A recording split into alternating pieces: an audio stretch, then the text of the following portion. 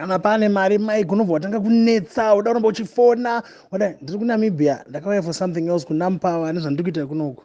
I will be back Friday. Wana wasati ndaona proof yo ndaiforward. Can we just wait and hear from them? Vabhadhara then tobva right ndaona mari yakati yenyu mari. Zvinhu zvese kana pango nemari you want to start a war. That's not very good behavior. Relaxa.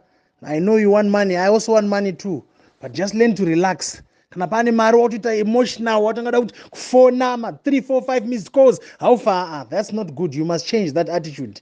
If at all we're going to continue working together, we can't have the same problem all the time. Wakati mari yakati the last time I said handikupei kana send pamari kune imwe mari kutouya kana muchikwanisa kuimisai misei. That's the last conversation we had tiri paairport.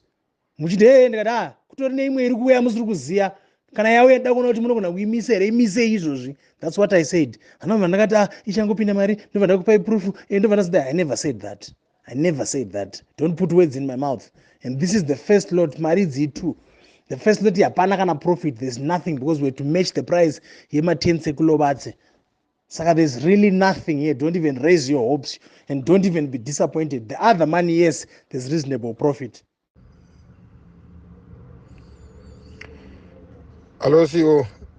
Azirotoda mari strike but kana takatextawo katakafona ukazoda ungoanswa zopindurwa kuti ungofamba handii ndima aitaura nyaya yecommunicate kuti amana ngatigare tichionana tichicommunicate but imi makanyararawo kana papiwawo maproof emari zvinoreva kuti chiyai tinozotadza kunzwisisa kuti komwe wedu pesa patanga tichipindurana but pakabuda mari anobva anyarara endewo pakabuda mari iye mumwe wedu anobva atoda kuti titange taita hondo chete kuti imwe izobuda totozosvika pakutaurirana nekuma-airport nechiichichi ndozvinhu zvinge zvisiri zvakanaka nokuti mari yakabuda tongogara tangoziva kuti muzi uri kuona sendi maiki kuona sendi topedza takadaro even isati yabuda takagara tichingoziva mafigures ari kubuda mari ingoni imimi makatisainisa 17 million agreement kuti mamwe totoziva kuti mari yenyu imari iyi yekuzongojumwa inotinetsa sei ipapo tofanira kutaurirana chokwadi. Tatenda. Thank you.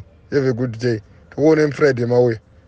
If you're new to this channel, please don't hesitate to like and subscribe.